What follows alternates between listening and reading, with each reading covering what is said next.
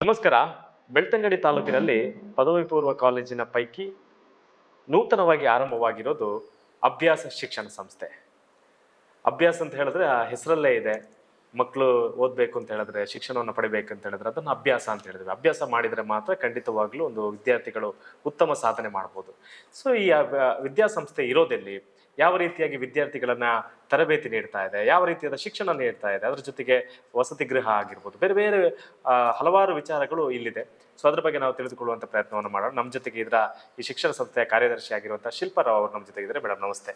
ನಮಸ್ತೆ. ಅಭ್ಯಾಸ ಹೆಸರೇ ತುಂಬಾ ಅಟ್ರಾಕ್ಷನ್ ಆಗಿದೆ, ಆಕರ್ಷಣೀಯವಾಗಿದೆ. ಸೊ ಈ ಹೆಸರಿಂದಲೇ ಆರಂಭ ಮಾಡೋಣ ನಾವು. ಹೇಗೆ ಈ ಹೆಸರು ಬಂತು, ಯಾವ ಕಾರಣಕ್ಕೋಸ್ಕರ ಉಜಿರೆಯಲ್ಲಿ ಈ ಶಿಕ್ಷಣ ಸಂಸ್ಥೆಯನ್ನ ಆರಂಭಿಸಿದ್ರಿ ಅಂತ?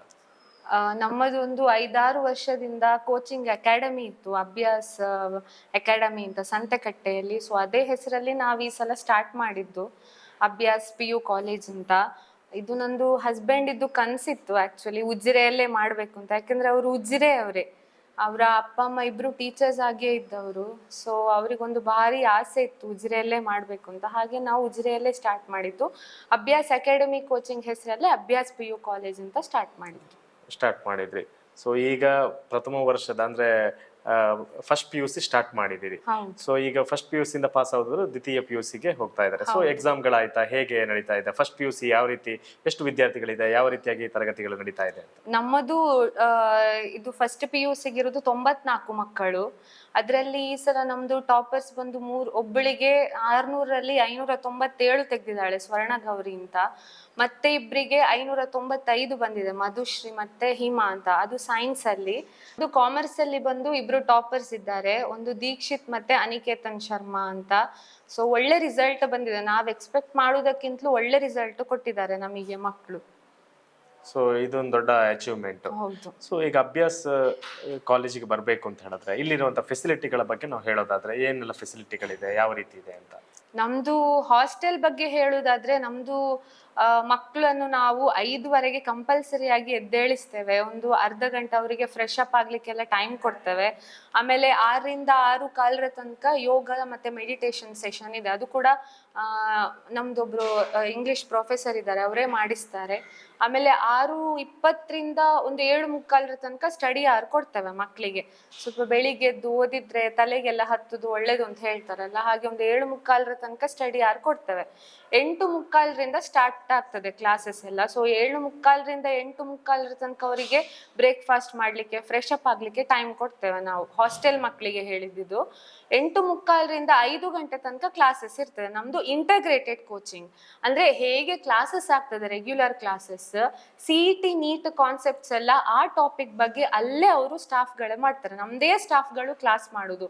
CET ನೀಟ್ ಎಲ್ಲವೂ ಅವರೇ ಮಾಡ್ತಾರೆ. ಒಳ್ಳೆ ಎಕ್ಸ್ಪೀರಿಯನ್ಸ್ಡ್ ಸ್ಟಾಫ್ಗಳೇ ಇದ್ದಾರೆ ನಮ್ಮ ಕಾಲೇಜಲ್ಲಿ.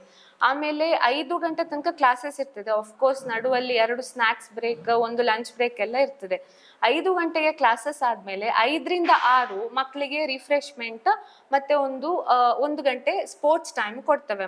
ನಮ್ದು PD ಇಲ್ಲೇ ಇರ್ತಾರೆ. ಸೊ ಅವ್ರು ಆಟ ಆಡಿಸ್ತಾರೆ, ಏನ್ ಬೇಕಾದ್ರು ಮಕ್ಳು ಹೇಳಿದ್ದೆಲ್ಲ ಒಳ್ಳೆ ರೀತಿಯಲ್ಲಿ ಅವ್ರು ಆಟ ಆಡಿಸ್ತಾರೆ. ಆಮೇಲೆ 6ರಿಂದ 8 ಗಂಟೆ ತನಕ ನಮ್ದು ಡೌಟ್ ಕ್ಲಾರಿಫಿಕೇಶನ್ ಸೆಷನ್ ಅಂತ ಇರ್ತದೆ.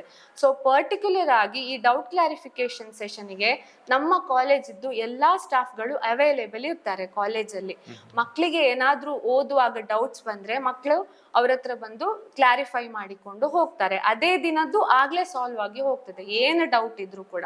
ಮತ್ತೆ ಹಾಸ್ಟೆಲ್ ಮಕ್ಕಳಿಗೆ ಆ ಒಂದು ಸಂಜೆಗೆ 6ರಿಂದ 8 ಗಂಟೆ ಹೊತ್ತಿನ ಡೌಟ್ ಕ್ಲಾರಿಫಿಕೇಶನ್ ಸೆಷನ್ಗೆ ಲೋಕಲ್ ಮಕ್ಕಳು ಕೂಡ ಅವರೇ ಇಂಟ್ರೆಸ್ಟ್ ತಗೊಂಡು ಕೂರ್ತಾರೆ.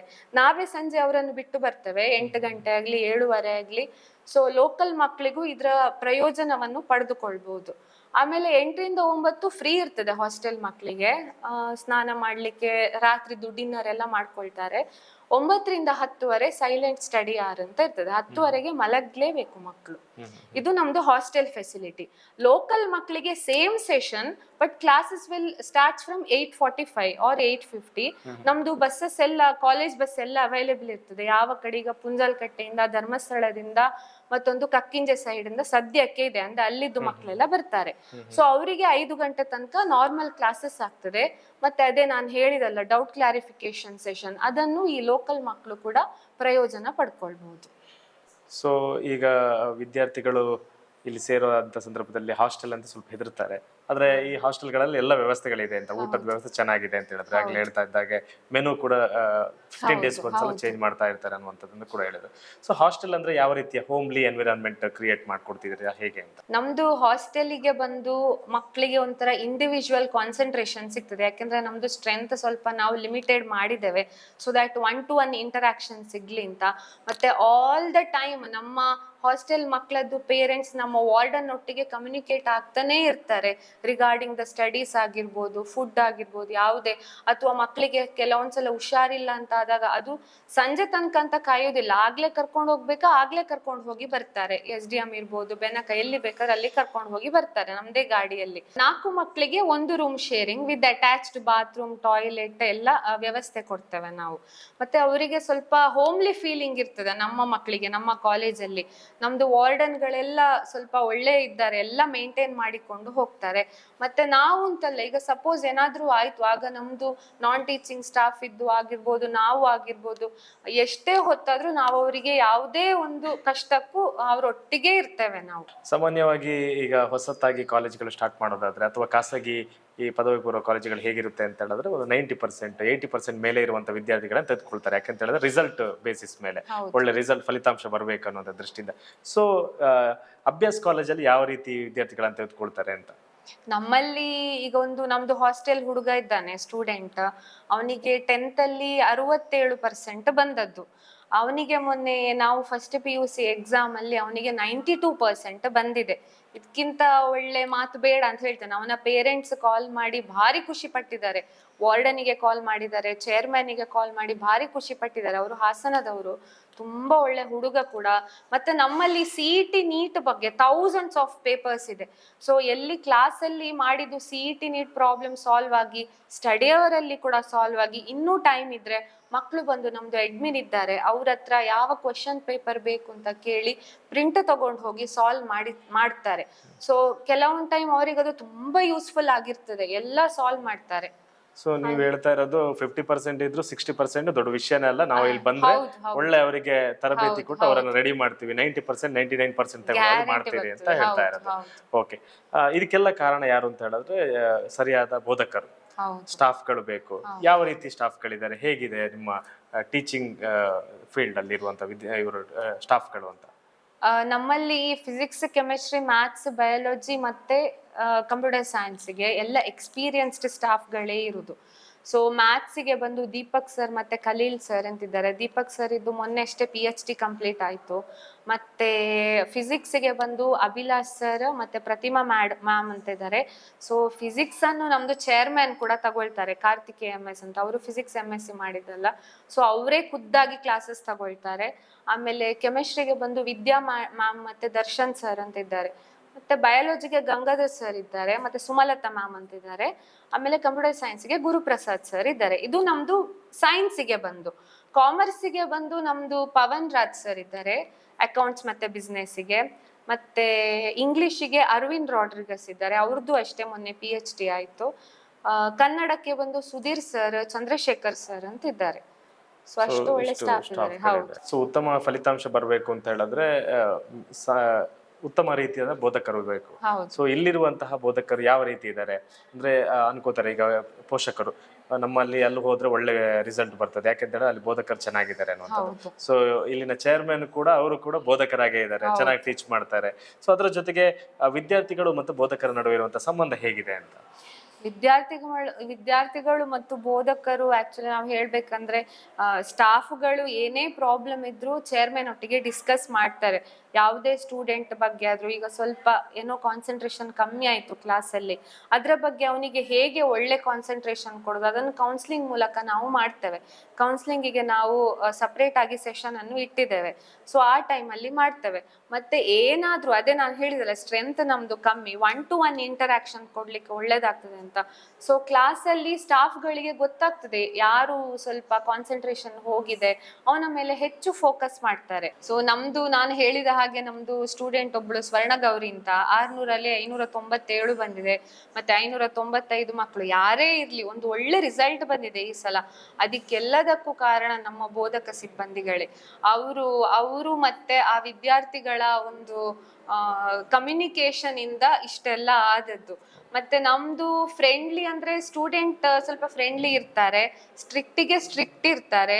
ಸೊ ಹಾಗೆ ಒಂದು ಅವರಿಗೊಂದು ಹಾಸ್ಟೆಲ್ ಮಕ್ಕಳಿಗೆ ಹೇಗೂ ಹೋಮ್ಲಿ ಫೀಲ್ ಆಗ್ತದೆ, ಈ ಲೋಕಲ್ ಮಕ್ಕಳಿಗೂ ಅಷ್ಟೇ. ಯಾವುದ್ರ ಮೇಲೆ ಹೆಚ್ಚು ಫೋಕಸ್ ಮಾಡಬೇಕು, CET ಆಗಲಿ, ನೀಟ್ ಆಗಲಿ, ರೆಗ್ಯುಲರ್ ಕ್ಲಾಸಸ್ ಮೇಲಾಗಿ ಎಷ್ಟು ಕಾನ್ಸಂಟ್ರೇಷನ್ ಕೊಡಬೇಕು ಎಲ್ಲದನ್ನು ಹೇಳೋದು ನಮ್ದು ಬೋಧಕ ಸಿಬ್ಬಂದಿಗಳೇ.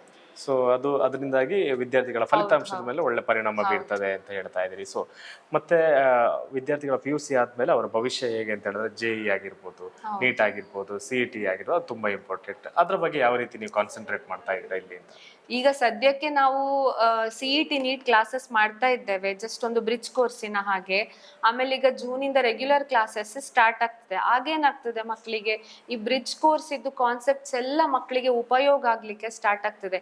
ಅಂದ್ರೆ ನಾಡ್ದು ಜನವರಿಯಲ್ಲಿ ಬರುವಾಗ JEE ಎಕ್ಸಾಮ್ಸ್ ಬರುವ ಕಾರಣ ಈ ಬ್ರಿಡ್ಜ್ ಕೋರ್ಸ್, ರೆಗ್ಯುಲರ್ ಕ್ಲಾಸಸ್, ಆಮೇಲೆ CETಗಳು ಎಲ್ಲವೂ ಮಕ್ಕಳಿಗೆ ಹೆಲ್ಪ್ ಆಗ್ತದೆ. ಆಮೇಲೆ ನಮ್ಮದು ಒಂದು 4-5 ಸಲ ರಿವಿಷನ್ ಮಾಡಬೇಕು ಅನ್ನೋ ಒಂದು ಉದ್ದೇಶ ಇದೆ CET ನೀಟ್ ಪರ್ಟಿಕ್ಯುಲರ್ ಆಗಿ.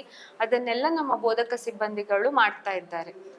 ಸೊ ಕೊನೆಯದಾಗಿ ಸಂಸ್ಥೆ ಆರಂಭವಾಗಿದೆ, ಪ್ರಥಮ PUC ಆರಂಭವಾಗಿ ಈ ಬಾರಿಯ ಫಲಿತಾಂಶ ಕೂಡ ಬಂದಿದೆ. ಸೊ ಪೇರೆಂಟ್ಸ್ಗಳು ನೋಡ್ತಾ ಇರ್ತಾರೆ, ಚೆನ್ನಾಗಿರುವಂಥ ಕಾಲೇಜಿಗೆ ಸೇರಿಸಬೇಕು, ಒಳ್ಳೆ ರಿಸಲ್ಟ್ ಬರಬೇಕು, ಏನಾದರೂ ಒಂದು ಅಚೀವ್ ಮಾಡಬೇಕು ಮಕ್ಕಳು ಅಂತ. ಸೊ ಯಾವ ಕಾರಣಕ್ಕೋಸ್ಕರ ಅಭ್ಯಾಸ ಪದವಿ ಪೂರ್ವ ಕಾಲೇಜಿಗೆ ಬರಬೇಕು ವಿದ್ಯಾರ್ಥಿಗಳು ಅಂತ? ಒಂದು ನಮ್ಮಲ್ಲಿ ಬಂದು ಎಕ್ಸ್ಪರ್ಟ್ ಟ್ರೈನರ್ಸ್ ಇದ್ದಾರೆ, ಅದನ್ನ ನಾನು ಹೇಳಲೇಬೇಕು ಅಂತಿಲ್ಲ. ನಮ್ಮ ಬೋಧಕ ಸಿಬ್ಬಂದಿಗಳು ತುಂಬಾ ಎಕ್ಸ್ಪೀರಿಯನ್ಸ್ಡೇ ಇರೋದು, 16-17 ವರ್ಷ ಎಕ್ಸ್ಪೀರಿಯನ್ಸ್ಡ್ ಸ್ಟಾಫ್ಗಳೇ ಇರೋದು. ಆಮೇಲೆ ನಮ್ದು ಸ್ಪೋರ್ಟ್ಸ್ ಸೆಷನ್ ಅಂತ ಬೇರೆನೇ ಇರ್ತೇವೆ ನಾವು. ಅಂದ್ರೆ ಕೆಲವು ಮಕ್ಕಳಿಗೆ ಈ ಸ್ಪೋರ್ಟ್ಸ್ ಅಲ್ಲಿ ಇಂಟ್ರೆಸ್ಟ್ ಇದ್ದವರು ಇರ್ತಾರೆ, ಸೊ ಅವರಿಗೆ ಅಂತ ಬೇರೆನೇ ಸೆಷನ್ ಇದೆ. ಕಲ್ಚರಲ್ ಆಕ್ಟಿವಿಟೀಸ್ ಆಗ್ತಾ ಇರ್ತದೆ. ಆಮೇಲೆ intensive coaching for CET, NEET, ಆಮೇಲೆ NDA, CLAT, CA ಫೌಂಡೇಶನ್ ಎಲ್ಲವೂ ಇದೆ ನಮ್ಮಲ್ಲಿ. ನಮ್ದು CET ಮತ್ತೆ NEET grand test every month ಆಗ್ತಾನೆ ಇರ್ತದೆ. ಈಗ ಈ ವಾರದಲ್ಲಿ ಫಿಸಿಕ್ಸ್, ಕೆಮಿಸ್ಟ್ರಿ CET ಎಕ್ಸಾಮ್ ಇದ್ರೆ ಬರುವ ವಾರಕ್ಕೆ ಮ್ಯಾಥ್ಸ್ ಮತ್ತೆ ಬಯಾಲಜಿ ಇರ್ತದೆ. ಅದರ ನೆಕ್ಸ್ಟ್ CET ಟೆಸ್ಟ್ ಇರ್ತದೆ, ಗ್ರ್ಯಾಂಡ್ ಟೆಸ್ಟ್. ಇನ್ನೊಂದು ವಾರ ನೀಟ್ ಗ್ರ್ಯಾಂಡ್ ಟೆಸ್ಟ್ ಇರ್ತದೆ. ಅದಾದ್ಮೇಲೆ ನಮ್ಮಲ್ಲಿ ಏನೇ ಇದಿದ್ರು ಪ್ರಾಬ್ಲಮ್ ಇದ್ರು ಎಕ್ಸ್ಪರ್ಟ್ ಫೆಸಿಲಿಟಿ ಎಲ್ಲ ಇರ್ತದೆ.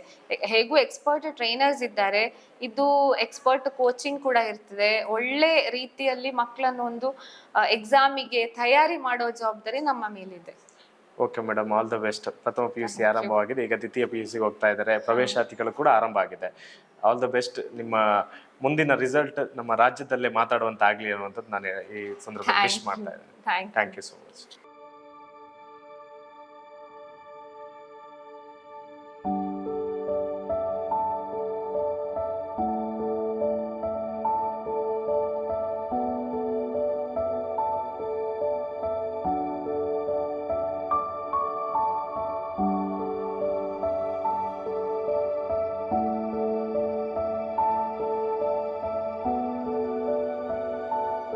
ನನ್ನ ಹೆಸರು ನವೀನ್ ಅಂತ. ಆ್ಯಕ್ಚುಲಿ ನಮಗೆ ಈಗ ಹೆಣ್ಣು ಮಗು ಆಗಿದೆ. ತುಂಬ ಖುಷಿ ಆಗ್ತಾಯಿದೆ. ಹಾಸ್ಪಿಟಲ್ ಫೆಸಿಲಿಟೀಸ್ ಮತ್ತು ಇಲ್ಲಿದ್ದ ಸ್ಟಾಫ್, ಡಾಕ್ಟರ್ಸ್ ಸ್ವಚ್ಛ ಪೂರ ಭಾರಿ ಶೋಕುಡೆ, ಸ್ವಚ್ಛತೆ ಪೂರ ಕ್ಲೀನ್ ಎಲ್ಲ. ಮುಖ್ಯವಾಗಿ ಕಾವಂದರ ಕನಸು ಇದು. ಏನೊಂದು ಒಳ್ಳೆ ಆಸ್ಪತ್ರೆ ಉಜಿರೆಯಲ್ಲಿ ಬೇಕು. ಎಲ್ಲರೂ ಏನೊಂದು ಮಂಗಳೂರಿಗೆ ಹೋಗಬೇಕು, ಒಂದು ಎಮರ್ಜೆನ್ಸಿ ಆದರೆ ಅಂತಹ ಸಿಚುವೇಶನ್ ಬರಬಾರ್ದು. ನಮ್ಮ ಏನೊಂದು ಊರಲ್ಲಿ ಒಳ್ಳೆಯ ಏನೊಂದು ಆಸ್ಪತ್ರೆ, ಸುಸಜ್ಜಿತವಾದ ಆಸ್ಪತ್ರೆ ಬೇಕು ಅಂತ ಹೇಳುವ ಕನಸು 12 ಗಂಟೆ, 1 ಗಂಟೆ, 2 ಗಂಟೆಗೆ ನಾನು ನೋವು ಅಂತ ಹೇಳುವಾಗಲೂ ಏನು ನಿಮಿಷವೂ ವ್ಯರ್ಥ ಮಾಡದೆ ಇಮಿಡಿಯೇಟ್ಲಿ ಆಗಿ ಬಂದು ನನ್ನನ್ನೆಲ್ಲ ಆ ನೋವಿಗೆ ಬೇಕಾದ ವಿಚಾರಗಳನ್ನೆಲ್ಲ ಮಾಡಿದ್ದಾರೆ. ಪಾರ್ಶ್ವ ಕೂಡ ಭೂಪೇರು ಡಾಕ್ಟರ್ ಸ್ವರ್ಣಲತಾ ಡಾಕ್ಟರ್ ಎಂಕ್ಲ ಅದಕ್ಕ ಬೊಕ್ಕ ಬಾಲೆ ಒಂಚೂರು ತೊಂದರೆ ಉಂಡು ಇತ್ತೆ ನೆಟ್ ಐಶ್ವರ್ಯ ಬಾಲೆ ಅಣ್ಣೆಲ್ಲ ಬಾರ್ಲ ಆ ಕಡೆ ಹೂ ಒಂದುಲ್ಲೇರು ಖುಷಿಯಾನೆಗ್ಲೆ ಮೂರು ಬಾರಿ.